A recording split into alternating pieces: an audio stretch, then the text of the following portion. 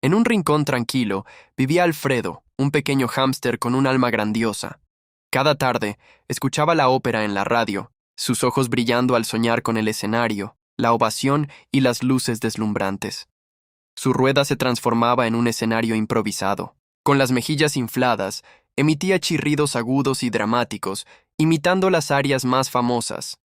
Su dueño lo observaba confundido, mientras el gato de la casa lo miraba con desdén, seguro de que había enloquecido. En un arrebato de éxtasis musical, Alfredo realizó un salto mortal desde su rueda, aterrizando con una pose final majestuosa. En su jaula, él es el Pavarotti más grande de todos los tiempos.